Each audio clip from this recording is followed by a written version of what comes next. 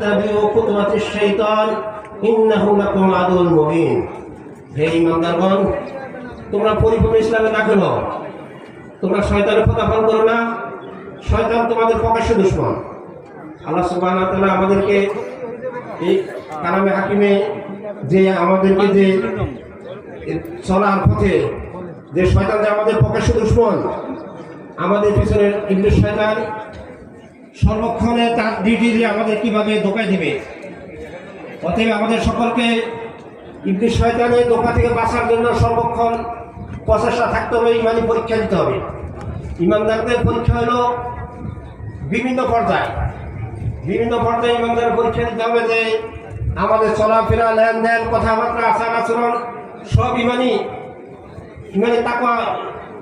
তাকওয়ার মাধ্যমে আমাদের সকলকে যে সর্বপ্রথম হকে আদেশ করতে হবে, অসৎ কাজে নিষেধ করতে হবে। আর সকল ইমানদারদের দাবি হলো যে ওয়াকিমুস সালাত, নামাজ কায়েম করো, ওয়াকিমুদ্দিন, দিন প্রতিষ্ঠা করো। এই জমিন যার বিধান চলবে তার। আল্লাহর জমিনে আল্লাহর বিধান কায়েম করার জন্য কোনো নবী রাসূল আসে গেছে, আর কোনো নবী রাসূল আসবে না।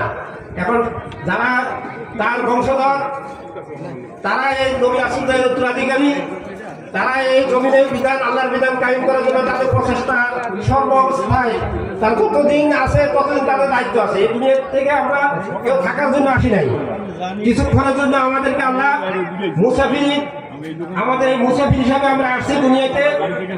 আর যখন আমাদেরকে আল্লাহ ডাক দিবে আমরা চলে যেতে হবে। তবে আমাদের সাথে যাইবে কি আমল, যে আমরা নেক আমলটুকু করতে পারছি, এই নেক আমলটুকু আমাদের সঙ্গে যাবে। আর যারা নাকি শয়তানের ওয়াসওয়াসে একজন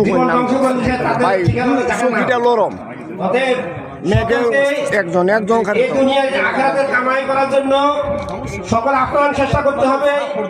আর নিজে নামাজের জন্য নিজে নামাজ পড়বে, অপরকে রাখতে হবে।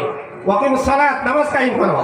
নামাজ যে কায়েম করবেন, আপনি নিজে নামাজ পড়বেন, জান্নাতে একা একা যাইবেন। আপনি বাইরের বলতে হবে পড়োশি, আর পড়োশি সবাইকে নামাজের জন্য আপনি আগে দিতে হবে, না হলে আপনার মুসিবত আছে। অতএব সকালে এই নামাজ কায়েম করা এটা সকলের ফরজ, আর দিন প্রতিষ্ঠার কাজ করা সকলের ফরজ। অতএব সকলের ইমানি দায়িত্ব হিসাবে সকলে আপনার চেষ্টা করবেন যেন এই জমিনে আল্লাহর বিধান কায়েম হয়। আসসালামু আলাইকুম ওয়া রাহমাতুল্লাহি ওয়া বারাকাতুহু।